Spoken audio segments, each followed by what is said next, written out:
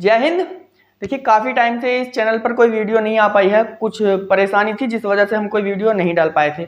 अब continue classes आगे आपके लिए आती रहेंगी। और देखिए आपके सामने एक मुद्दा लिखा हुआ है यूसीसी। आप इस समय न्यूज़ भी देखते होंगे तो ये मुद्दा सबसे ज़्यादा गर्म रहा है। किसका नाम है? यूसीसी। और जिन बच्चों ने यूपीएससी का प्री क्वालिफाई कर दिया है या जिन्होंने यूपीपीएससी यानी कि यूपीपीसीएस प्री क्वालिफाई कर दिया है, उनके लिए बहुत ज़्यादा लाभदायक ये क्लास होने वाली है। क्यों?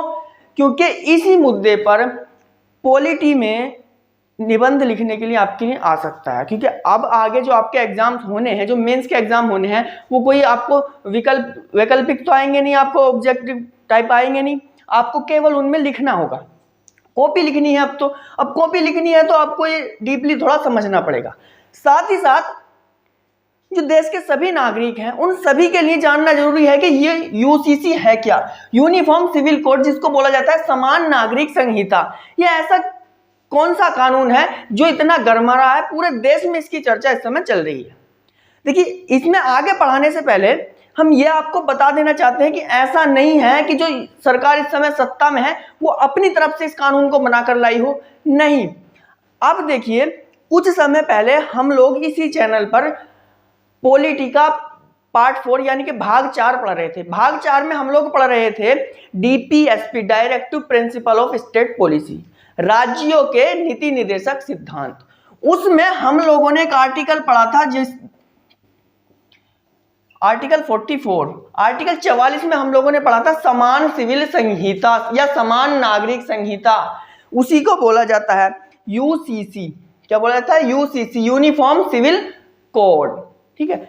ऐसा नहीं है कि सरकार अपनी तरफ से बना करके लाई हो, ये पहले से ही दिया हुआ है। लेकिन हुआ क्या, जैसे ही बीजेपी सरकार 2014 में अपना मैनिफेस्टो जारी किया था, उसमें भी बीजेपी सरकार ने लिखा था कि हम पूरे देश में समान नागरिक संहिता लागू कर देंगे। उसके बाद 2019 में भी उन्होंने ऐसा लिखा था। अब 2024 चुनाव आने वाला है और उन्होंने कहा था कि हम लगभग अपने जितने भी वादे किए थे सबको पूरा कर चुके हैं, एक ये वादा रह रहा है उसको हम पूरा करेंगे। और इसीलिए ये मुद्दा गर्मा रहा है। अब हम यहाँ पर जो पढ़ने वाले हैं आज, ये पढ़ने वाले हैं कि इसके पक्ष में क्या क्या तर्क हैं, कि भाई इसको लागू करने से देश को क्या फायदा हो सकता है, या इसके विपक्ष में क्या तर्क है, क्या नुकसान इससे हो सकते हैं। हमको ये समझना है यहाँ। ठीक है। अब ये बात तो आपको समझ आ गई कि भाई ये कहां पर है, आर्टिकल 44 में दे दिया गया है। ठीक है। आर्टिकल 44 में पहले ही कह दिया गया था कि राज्य संपूर्ण भारत के क्षेत्रों के लिए एक समान नागरिक संहिता लागू कर सकता है। ठीक है। लेकिन उसमें हमने आपको बताया था कि जो राज्यों के नीति निर्देशक सिद्धांत होते हैं, ये राज्य सरकार के ऊपर है, आपको दे या ना दे। उसके लिए आप किसी न्यायालय में नहीं जा सकते कि भाई हमको ये दे नहीं रहा है। ठीक है। अगर आपका मौलिक अधिकारों का कोई हनन कर रहा है तो उसके लिए आप सुप्रीम कोर्ट, हाई कोर्ट जा सकते हो। लेकिन आपके डीपीएसपी अगर कोई नहीं दे रहा, आपकी राज्य सरकार आपको कुछ नहीं दे रही है, तो उसके लिए आप किसी न्यायालय में नहीं जा सकते। ठीक है। चलिए स्टार्ट करते हैं अब हम लोग। ये तो आपने जान लिया कि आर्टिकल 44 में समान सिविल संहिता के बारे में बोला गया है। लेकिन हमें यहां पर पहले ये देखना है कि अगर ये लागू होगा तो इसके पक्ष में क्या तर्क आते हैं, यानी कि इससे फायदा क्या क्या होगा। समान सिविल संहिता का मतलब तो आपको समझ आ गया होगा कि सभी लोगों पर एक जैसा कानून लगने वाला है। क्या?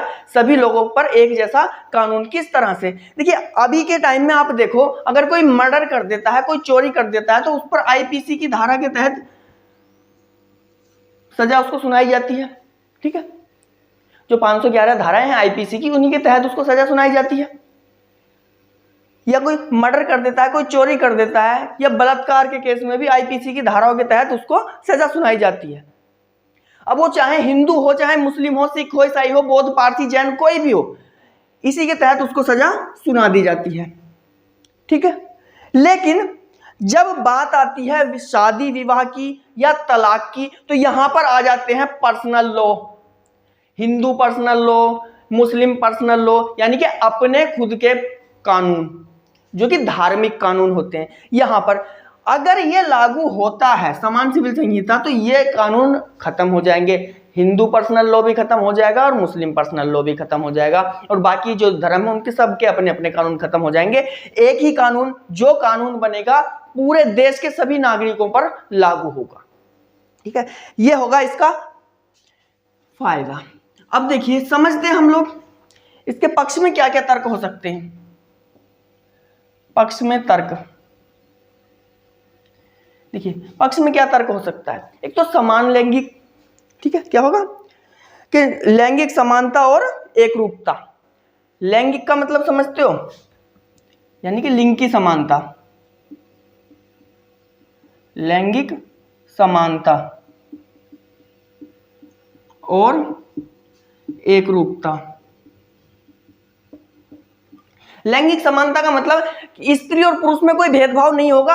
जो कानून पुरुष के लिए बनेगा वही स्त्री के लिए बनेगा, जो कानून स्त्री के लिए बनेगा वही पुरुष के लिए बनेगा। ऐसा कुछ नहीं है कि आप महिला के लिए कोई और कानून बनाएंगे और पुरुष के लिए कोई और कानून बनाएंगे। जैसे कि अभी थोड़ी छूट दे दी जाती है ना, महिलाओं को थोड़ी छूट दे दी जाती है, बोल दिया जाता है कि भैया फिजिकली थोड़ा कमजोर होती हैं, और हालांकि होती हैं। ये बात सच है कि महिलाएं पुरुषों से फिजिकली थोड़ा वीक होती हैं, ज़्यादा नहीं, थोड़ा वीक होती हैं। हाँ, मेंटली थोड़ा उनसे ज़्यादा अच्छे तेज हो सकती है मेंटली, लेकिन फिजिकली थोड़ा मर्दों से, पुरुषों से महिलाएं क्या होती हैं, थोड़ा वीक होती हैं। ठीक है, तो उनको थोड़ी छूट दे दी जाती है महिलाओं को। लेकिन जब यूसीसी लागू होगा, यानी कि समान सिविल संहिता लागू होगा, तो सबके ऊपर एक जैसा कानून लगेगा। एक ये फायदा हो जाएगा। दूसरी बात क्या आएगी कि भाई एक कोई भी कानून बनेगा उसको समझने में कोई भी आसानी नहीं, समझने में कोई भी परेशानी, कोई कठिनाई नहीं होगी। कोई भी कानून बने भाई, समझने में क्या परेशानी होगी। कि बना दिया गया कि देश के सभी नागरिकों पर अब ये कानून लगेगा कि भाई अगर आप चोरी करोगे तो देश के सभी लोग, कोई भी लोग चोरी करेगा, देश का कोई भी नागरिक अगर चोरी करेगा तो उसके ऊपर उसको सजा दी जाएगी कि आपको 2 साल कैद में रहना पड़ेगा। बस इसमें नहीं समझना कि हिंदू के लिए क्या, मुस्लिम के लिए क्या, पुरुष के लिए क्या, महिला के लिए क्या, सिख के लिए क्या, ईसाई के लिए क्या, कुछ नहीं। बस देश का नागरिक होगा, अगर चोरी करेगा तो ये सजा उसको दे दी जाएगी, जो कानून बनेगा ये होगा। ठीक है, समानता हो जाएगी कानून में, उसको समझने में सरलता हो जाएगी। ठीक है, उसके बाद आधुनिकीकरण में सुधार आ सकता है। हाँ भाई, आधुनिकीकरण में सुधार आ सकता है। क्यों? क्योंकि भाई देश का जब हम आधुनिकीकरण करेंगे, मॉडर्न देश को बनाएंगे, तो कानून तो सबके लिए एक जैसे होंगे। किसी भी चीज में हम लोग फंसेंगे नहीं, धर्म में नहीं फंसेंगे, जाति पात इसमें कुछ नहीं फंसेंगे। आधुनिकीकरण देश का होता चला जाएगा। ठीक है, क्लियर है। उसके बाद अगर हम बात करें यहाँ पर, तो कानून के तहत समानता तो होगी ही भाई, हमने पहले भी कह दिया और अब भी कह रहे हैं कि कानून के तहत समानता सभी को होगी, एक समान सबके लिए कानून होगा। अब बात करते हैं इसके विपक्ष में क्या तर्क आते हैं। ये तो बात आपको समझ आ गई कि भाई इसके पक्ष में क्या तर्क होंगे। एक तो लैंगिक समानता हो जाएगी कि भाई स्त्री पुरुष में कोई भेदभाव नहीं होगा, सबके लिए एक जैसा कानून होगा।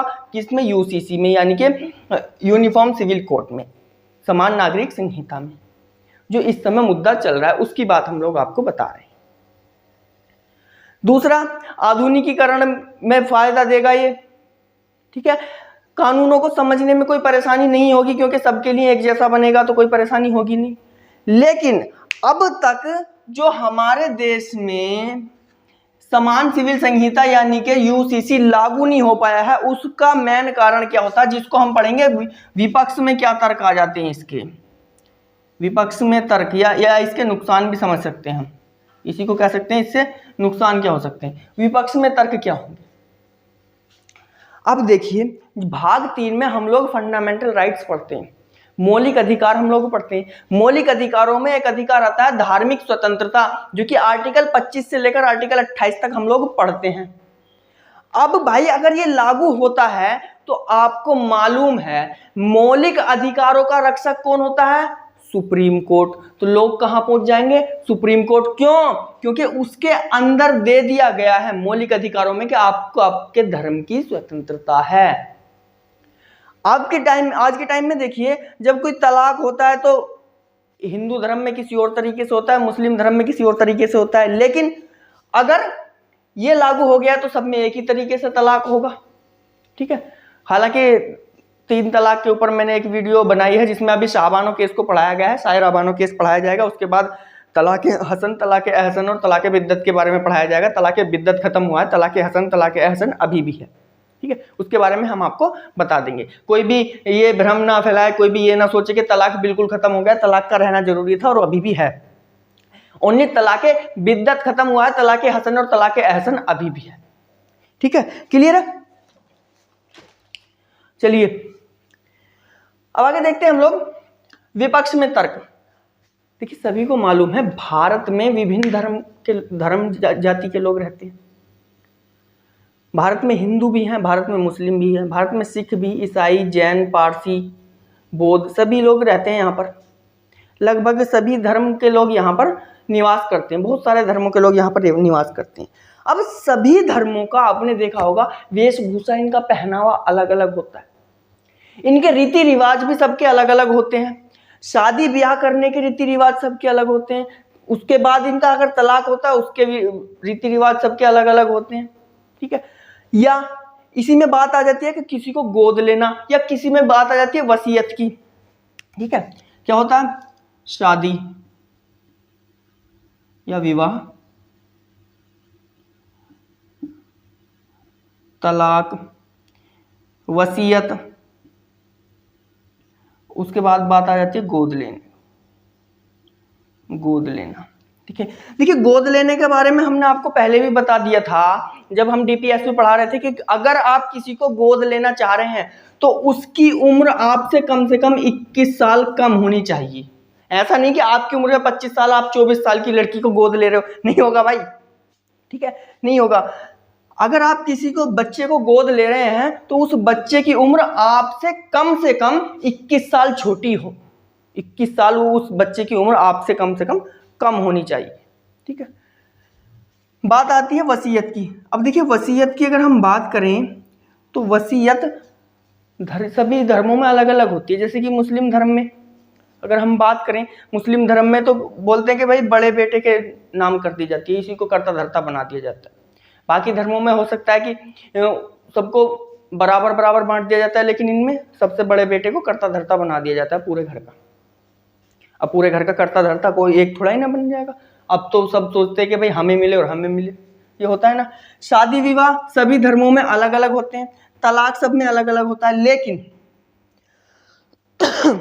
यही इसके विपक्ष में तर्क आ जाता है कि अगर यूसीसी लागू होगा, ठीक है, तो धार्मिक और सांस्कृतिक विविधता जरूर आ जाएगी। लोग बोलेंगे कि भाई हमारे यहाँ पर तो तलाक और तरीके से होता है, आप हमसे ऐसा क्यों करवा रहे हो कि जबरदस्ती इस तरह से करो, तलाक नहीं होगा। दूसरा, लोग बोलेंगे कि हमारे यहाँ शादी में रीति रिवाज कुछ और हैं, आप ऐसा क्यों कर रहे हो, ठीक है, ये इसके विपक्ष में तर्क आ जाएंगे। उसके बाद ये तो बात हो ही जाएगी धर्म के पर, लेकिन इसी में एक बात और सामने आ जाएगी, जो धार्मिक स्वतंत्रता हमारी होती है, जो कि एक तरह का मौलिक अधिकार है। आर्टिकल 25 से लेकर आर्टिकल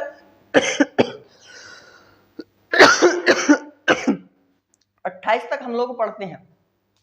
आर्टिकल 25 से लेकर आर्टिकल 28 तक हम लोग पढ़ते हैं किसको, धार्मिक स्वतंत्रता का अधिकार। भाई अगर ये लागू होगा तो मौलिक अधिकारों का रक्षक किसको माना जाता है, सुप्रीम कोर्ट को। किसको माना जाता है, सुप्रीम कोर्ट को। अगर लागू होगा तो हो सकता है लोग सुप्रीम कोर्ट की तरफ लाइन लगा लें कि भाई हमारे मौलिक अधिकारों को छीना जा रहा है।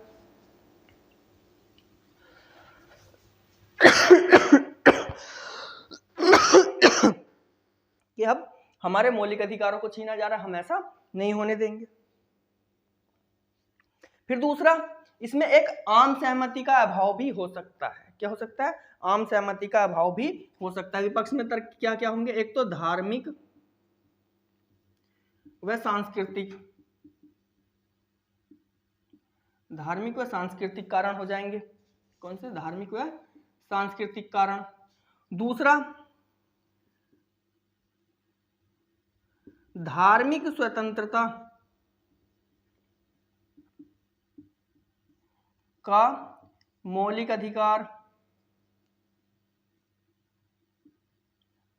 धार्मिक स्वतंत्रता का मौलिक अधिकार।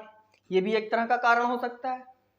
फिर तीसरा इसमें कारण हो सकता है आम सहमति का अभाव।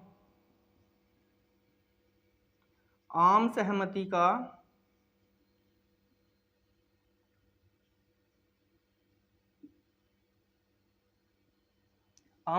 का अभाव।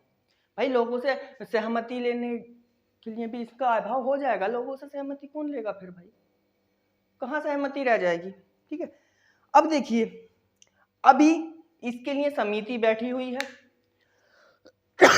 लेकिन सरकार चाहती है कि इसको लागू कर दिया जाए। कुछ लोग चाहते हैं कि लागू ना हो, कुछ लोग चाहते हैं लागू हो जाए। इसके लिए जनता से भी पक्ष मांगा जा रहा है, बाकी समितियां भी अपना काम कर रही हैं। अभी जैसे भी आगे रिजल्ट आएगा उसके बारे में हम आपको सूचित कर देंगे। फिलहाल हमारा मकसद इस वीडियो में आपको इतना समझाना था कि भाई यूसीसी है क्या, जिसको बोला जाता है समान सिविल संहिता या समान नागरिक संहिता, यूनिफॉर्म सिविल कोड। ठीक है, यानी कि सभी लोगों पर एक जैसा कानून लगाए जाने को कहा जाता है समान सिविल संहिता। ठीक है, बात आपको समझ आ गई होगी। अब हम आपको एक जरूरी इंफॉर्मेशन देना चाहते हैं। देखिए, जिन लोगों का यूपीएससी और यूपीपीसीएस का प्री क्वालिफाई हो चुका है, दोनों का रिजल्ट आ गया है, ठीक है, जाकर के अपना देख लीजिए। उनके लिए अब ऐसे राइटिंग वगैरह या आगे कॉपी जो लिखनी है उसके लिए हम रोज एक टॉपिक लाते रहेंगे। जैसे कि आज यूसीसी पर ले आए, कल किसी और चीज पर टॉपिक लेकर के आ जाएंगे। ठीक है, आप उसको देखते रहिए। फिर दूसरा, जो बच्चे यूपी पुलिस या यूपी दरोगा की भी तैयारी कर रहे हैं, क्योंकि आगे यूपी पुलिस की भी 52,600 कुछ वैकेंसी आने वाली है और 9,000 प्लस दरोगा की वैकेंसी आने वाली है। कहाँ पर? यूपी में ही। ठीक है, यूपी में ही ये वैकेंसीज आने वाली हैं। हो सकता है देखो 15 जुलाई तक तो नहीं आ पाएंगी। ठीक है, 15 जुलाई तक तो नहीं आ पाएंगी क्योंकि अभी एक ही कंपनी उसका टेंडर मांग रही है, दूसरी कंपनी नहीं मांग रही है। और जब तक दो कंपनियां टेंडर नहीं मांगती तब तक बोर्ड उसको भर्ती को निकालेगा नहीं। ठीक है, कभी भी बोर्ड भर्ती को तभी निकालता है जब दो कंपनियां उसको टेंडर को मांगती हैं। चलिए, हम यहाँ पर आपको बताना चाहते हैं, देखिए करंट अफेयर्स आज से आगे का, यानी कि आज तारीख कितनी है? 2 जून। ठीक है, 3 जून से डेली करंट अफेयर्स आपको इस चैनल पर मिलता रहेगा। सुबह आपको 10 बजे तक करंट अफेयर्स प्रोवाइड करा दिया जाया करेगा। ठीक है, क्लियर है? उसके बाद एक क्लास जीएस की आपको शाम को या दोपहर में 2 बजे आपको मिल जाया करेगी। ठीक है, आप लोग को काम क्या करना है, आपको केवल और केवल, अभी चैनल नया बना हुआ है, आपको अपना साथ बनाए रखना है, चैनल को सब्सक्राइब करना है और अपने दोस्तों में इसको शेयर करना है। देखिए, शेयर कर दोगे, चैनल को सब्सक्राइब कर दोगे, वीडियो को लाइक कर दोगे, आपके घर से कुछ नहीं जाएगा, आपको कोई पैसा थोड़ा ही नहीं लगता, बल्कि हमें होप मिलेगी, हमें खुशी मिलेगी, हम और ज्यादा मेहनत करेंगे और आपको और अच्छे से अच्छा कंटेंट दे सकेंगे। ठीक है, चलिए, थैंक यू क्लास।